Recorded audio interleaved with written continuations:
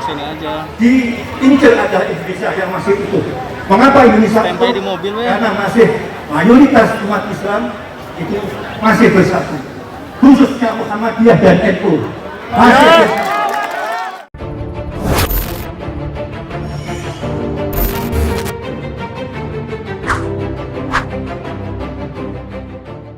Berkepanjangan. Kita tidak ingin Indonesia ini jatuh ke tempat yang serendah-rendahnya. Ilmuwan, politisi, dan siapapun sepanjang hidupnya itu menggantungkan diri pada Tuhan Yang Maha Esa. Insya Allah. Assalamualaikum warahmatullahi wabarakatuh. Waalaikumsalam warahmatullahi wabarakatuh. Bapak, Ibu-ibu, dan saudara-saudara bangsa dan setanah air, wabil khusus yang hadir di tempat yang mulia ini. Malah kita tidak hentinya mengucapkan puji syukur kehadirat Allah Subhanahu wa taala karena izinnya dan kekuatan daripada kita untuk kesehatan. Sehingga kita bisa hadir pada ini dan dimanapun berada menyaksikan suatu peristiwa yang sangat besar bangsa Indonesia. Mudah-mudahan apa yang menjadi hajat kita dapat ridho dari Allah Subhanahu wa taala. Amin ya Allah.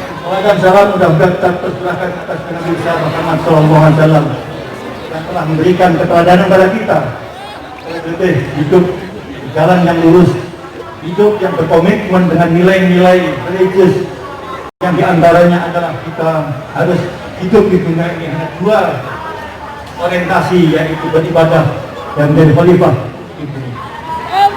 Sebagai hamba yang wajib beribadah, kewajiban masing-masing untuk terus meningkatkan ketakwaan kita sampai dipanggil oleh Allah kapanpun siap, karena kita selalu mengikat diri dengan wala tamutunna illa wa antum muslimun. Sampai dua menjadi khalifah, menjadi bagian kita untuk menjadi pemimpin bagi diri sendiri, bagi keluarga, bagi lingkungan, dan dimanapun kita berada. Kita akan ditanya oleh Allah tentang pertanggungjawaban kita menjadi pemimpin di dunia ini. Termasuk juga para profesional tidak bisa berdiam diri, menutup diri hanya untuk kepentingan sesaat, tapi harus visioner, harus berorientasi pada kepentingan rakyat, tentang publik dan ke masyarakat, dan itu harus ditamakan sebagai produk yang mulia di sisi Allah Subhanahu wa taala. Oleh karena itulah kita semua menjadi saksi bagaimana orang-orang terpilih yang dipilih Allah juga untuk hadir tempat ini memiliki tanggung jawab moral untuk mengisi kekosongan. Semuanya sudah disampaikan. Pihak yang kita harapkan mewakili suara-suara kita, hati nurani kita, ternyata hingga kini kita hopeless, kita tidak banyak harapan yang kita inginkan. Kita tidak ingin berkepanjangan, kita tidak ingin Indonesia ini jatuh ke tempat yang serendah-rendahnya. Sebagaimana Allah katakan, ya, kita dijadikan hamba yang paling sempurna, tapi ingat pada saatnya kita akan jatuh tempat yang paling rendah, kecuali orang yang beriman dan beramal soleh. Inilah yang kita harus pegang betul-betul. Oleh karena itulah bagi siapapun, ilmuwan, politisi, dan siapapun sepanjang hidupnya itu menggantungkan diri pada Tuhan Yang Maha Esa, insya Allah apa yang kita lakukan selalu terkontrol dan terarah untuk kesejahteraan umat manusia. Kita hadir di sini bukan hanya show up, show of force, tapi ini sebagai bukti kita ini punya tanggung jawab moral secara kolektif bersama-sama menyampaikan kepada rakyat yang perlu mendapatkan jawaban yang saat ini baru berbentuk pemikiran yang nantinya akan dipelopori dengan ide-ide konstruktif berupa kebijakan, rencana kebijakan dan sebagainya yang kita berikan pada pihak yang punya tanggung jawab untuk eksekusi kegiatan atau kebijakan. Selanjutnya, hidup ini tidaklah ahistoris. Hidup ini adalah sangat historical. Karena itulah patut kita mengacu pada seorang sejarawan yang sangat terkenal di abad 20, yaitu Arnold J. Toynbee, yang menulis Study of History. memberikan catatan penting bagi kita. Ada yang harus kita pahami bahwa hidup ini berproses dari lahir, tumbuh, mati, dan lahir. Menarik sekali, bukan berakhir dengan mati, tapi lahir. Oleh karena itulah, karena kita ini punya visi ke depan, yang kita pikirkan bukan hidup di dunia, tapi hereafter, hidup setelah di dunia. Kita begitu mati, kita harus bangkit lagi, hidup di saatnya yang harus lebih baik daripada sekarang. Oleh karena itulah, orang yang punya pemikiran itu, hidup kesehariannya selalu berhati-hati, tidak sembarangan, karena kita tidak ingin mati seterusnya, tapi kita tidak hidup, jangan sampai merugi akhirat, tapi di alam kubur pun juga kita harus hidup, karena nama boleh mati, kubur boleh mati, tapi para syuhada matinya hanya fisik, namanya, jasanya akan hidup ila yaumil qiyamah.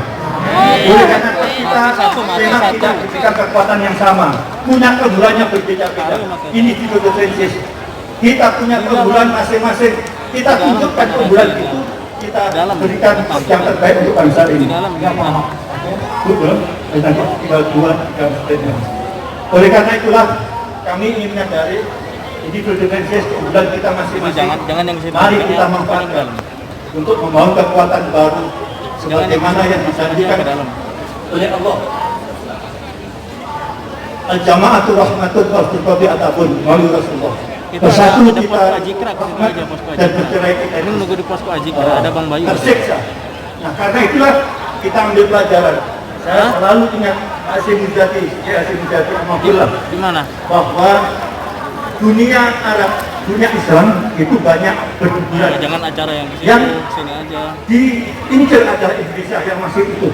Mengapa Indonesia Tempel utuh? di mobil, ya? Karena masih mayoritas umat Islam itu masih bersatu. Khususnya Muhammadiyah dan NU masih bersatu. Kalau Muhammadiyah dan NU tidak bersatu, maka Indonesia ini kita jaga. NU pun juga ada faksi-faksi. Kita harapkan bisa menyatu. Demikian pula Muhammadiyah ada faksi-faksi. Kita satukan. Ada Al-Islam, ada Persis dan sebagainya. Lebih luas lagi. Demikian pula Islam tidak hanya untuk Islam rahmatan alamin. Jadi tidak boleh mayoritas tirani, tapi kita harus melindungi yang lainnya. Jangan khawatir. Islam selalu memberikan kebaikan bagi yang lainnya. Inilah yang menjadi komitmen kita semua. Saya yakin siapapun yang ada di sini ingin memberikan yang terbaik. Terakhir, mohon maaf, terakhir kita sengaja sejak dari awal bangga kebijakan kita itu orientasi SDM. Tapi kebijakan itu tidak hanya sampai pada rumusan, tapi harus implementatif. Dan kita melihat pendidikan dewasa ini tentu saja dalam kondisi yang sangat memprihatinkan seperti yang digambarkan nanti. Oleh karena itulah kita harus bersatu padu, menyatukan diri. Kita tidak hanya mengandalkan pendidikan formal, informal dan non formal. Kita semua gerak bersama dan berikan yang terbaik untuk generasi yang akan datang. Tahun 45 generasi emas tidak akan terwujud kalau pendidikan kita ini tidak kita benahi bersama-sama. Saya kira itu yang bisa saya sampaikan. Terima kasih. Mudah-mudahan Allah Subhanahu wa taala melindungi kita semua, mudah-mudahan kebersamaan memecahkan masalah kita yang kompleks ini untuk kejayaan Indonesia yang lebih baik di masa-masa yang akan datang. Assalamualaikum warahmatullahi wabarakatuh.